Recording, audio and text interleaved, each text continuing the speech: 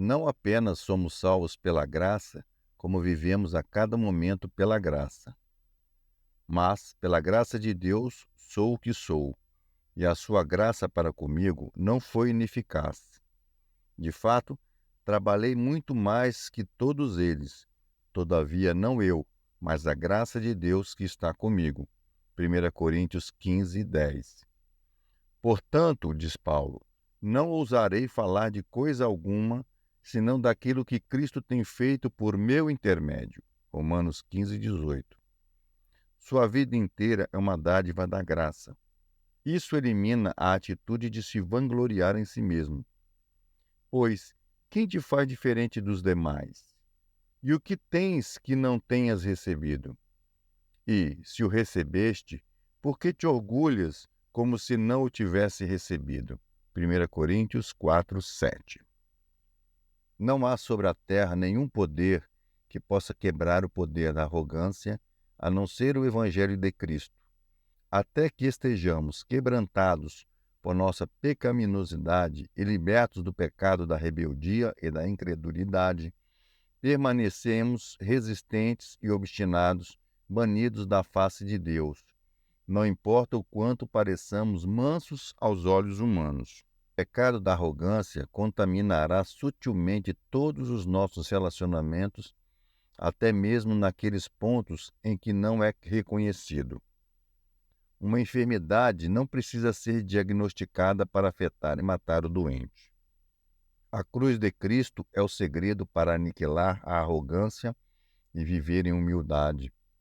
Portanto, não sou mais eu quem vive, mas é Cristo quem vive em mim. E essa vida que vivo agora no corpo, vivo pela fé no Filho de Deus, que me amou e se entregou por mim. Gálatas 2:20. Imagine como seriam as controvérsias e as relações raciais caso aqueles que delas participam estivessem todos mortos para a arrogância e adotassem uma atitude de profunda humildade diante de Deus e de um para com o outro. 4. O Evangelho e a desesperança. Inúmeras disfunções e comportamentos autodestrutivos devem-se a uma sensação de desesperança. Isso também vale para negros quanto para brancos, embora os comportamentos típicos variem amplamente ao longo das faixas socioeconômicas e não de cor. Se uma pessoa não consegue imaginar um futuro compensador, então existem poucos motivos para que ela negue a si mesma qualquer prazer imediato.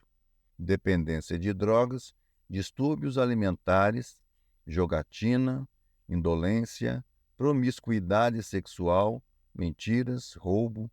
Por que alguém deixaria de fazer tudo isso se não existisse a esperança? Se os mortos não ressuscitam, comamos e bebamos, porque amanhã morreremos. 1 Coríntios 15:32. Faz todo sentido. Se não há esperança, por que me daria o trabalho de me esforçar pela harmonia entre as raças? Por que me importaria com quem quer que fosse? Se não há esperança, por que me importaria com direitos civis? Eu teria apenas uns poucos anos para maximizar meu próprio prazer e ser, então, comido pelos vermes. E isso seria tudo. A falta de esperança destrói as convicções morais a ponto de fazê-las parecer ridículas e, portanto, acaba destruindo quase tudo que é belo e precioso. Sem o Evangelho de Deus, de fato, não existe esperança além do túmulo. E, se Cristo não ressuscitou, a vossa fé é inútil e ainda estáis nos vossos pecados. 1 Coríntios 15:17.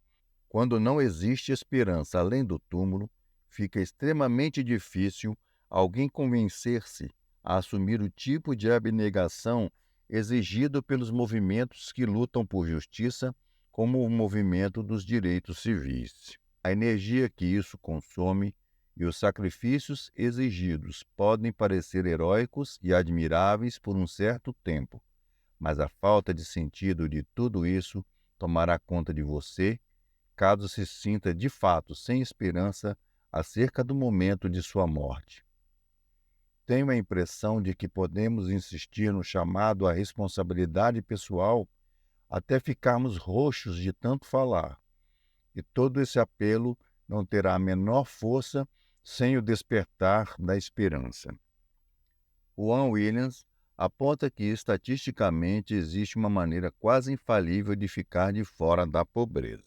A boa nova é que existe uma fórmula para sair da pobreza hoje em dia.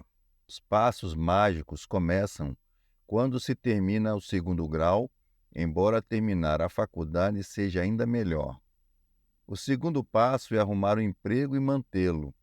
O terceiro passo é se casar, depois de terminar os estudos e arrumar um emprego. E o passo final para dar a você a melhor chance de ficar longe da pobreza é ter filhos somente depois que tiver 21 anos e estiver casado. Essa fórmula se aplica tanto a negros quanto a brancos. Contudo, que poder é capaz de despertar a esperança e transformar o coração de modo que esses passos não pareçam apenas corretos, mas também exequíveis? E não apenas isso, mas ainda um meio de agradar a Deus e exaltar a Jesus como o Senhor e o tesouro da minha vida.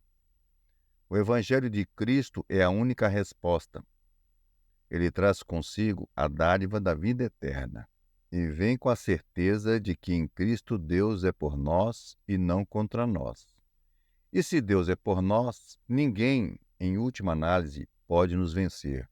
Romanos 8:31. Somos mais que vencedores por meio daquele que nos amou. Romanos 8:37.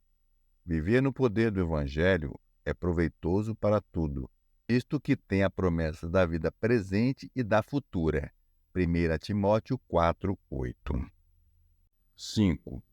O Evangelho, o sentimento de inferioridade e a atitude de duvidar de si mesmo.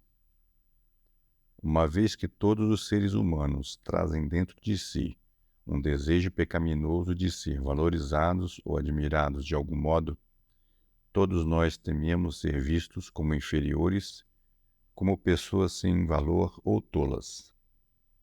Esses medos se manifestam ou são mascarados das mais diferentes maneiras, que vão desde a mais patológica paralisia depressiva a sentimentos de raiva de nós mesmos ou a comportamentos autodestrutivos. Também podem revelar-se como uma profunda ansiedade diante de oportunidades ou pela atitude de nos afastarmos do mundo ou de resmungarmos e reclamarmos do quanto os outros tornam nossa vida difícil. Podem ainda levar a repetidas cenas de autopiedade, mediante as quais manipulamos as pessoas a sentir pena de nós, ou a atitude de constantemente rebaixar os outros como forma de minimizar nossas falhas, ou uma postura arrogante de disfarçar nossas limitações, intimidando as pessoas com uma espécie de poder que, na verdade, esconde um outro tipo de fraqueza. Essas tristezas e pecados não são exclusividade de algum grupo étnico. São universais. No entanto, a história de um grupo dá forma ao modo como esses medos são sentidos. Shelby Steele expressa de forma dolorosa e penetrante os efeitos que a história e os estereótipos negros tiveram sobre a psique negra. A condição de ser negro na América significa que a pessoa provavelmente vai ter que suportar mais atitudes que ferem sua autoestima do que os demais e que a capacidade de duvidar de si mesmo, diretamente nascida das feridas em sua autoestima, será ampliada e aprofundada pela reputação de inferioridade da raça negra. A pele negra tem mais estereótipos associados a si mesma do que qualquer outra cor de pele na América, se não no mundo. Quando uma pessoa negra se apresenta em uma situação integrada, ela sabe que a simples cor de sua pele trará à tona esses estereótipos na mente daqueles que encontrará e que ela, como indivíduo, pode ser inferiorizada por sua raça antes mesmo que tenha a chance de revelar um único aspecto que seja de sua personalidade, e ficará vulnerável ao sentimento dominante de duvidar de si mesma antes de dizer uma única palavra que seja. Certamente em cada branco que se declara racista, seja ele um homem de negócios, seja um membro da Ku Klux Klan, existe um imenso sentimento de autodesprezo e de dúvida escondido por trás da mitologia da pele branca. A própria necessidade de buscar autoestima por meio da cor da pele sugere que a pessoa não acredita que possa alcançá-la de qualquer outro modo. No entanto, se a cor da pele oferece aos brancos certa autoestima falsa e a impunidade, aos negros ela oferece a vulnerabilidade.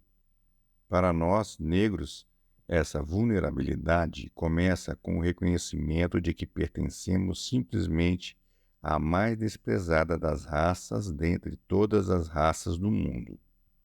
Fazer parte desse grupo, em uma sociedade em que todos os demais conquistam uma condição de impunibilidade pelo simples fato de existir em relação a nós, é viver com uma inexorável propensão à diminuição e à vergonha.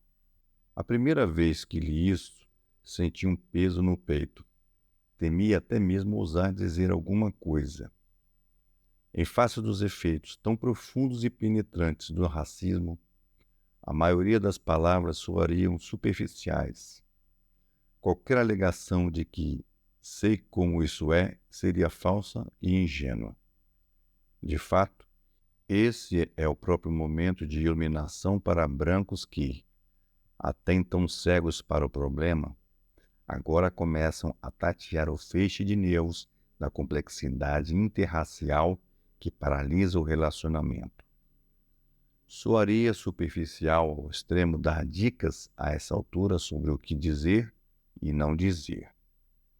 O que precisamos é de um milagre, digo isso literalmente falando. Uma intervenção sobrenatural de Deus por meio do Evangelho de Cristo.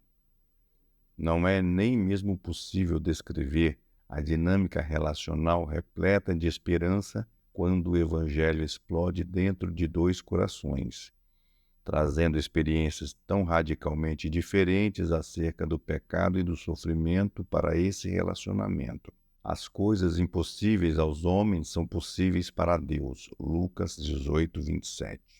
Essa esperança impossível de reconciliação racial, de compreensão, de mútua e amigável alegria, deve-se ao Evangelho de Jesus. Ele morreu na cruz não somente para crucificar a arrogância e a autoexaltação, mas também para criar uma nova identidade.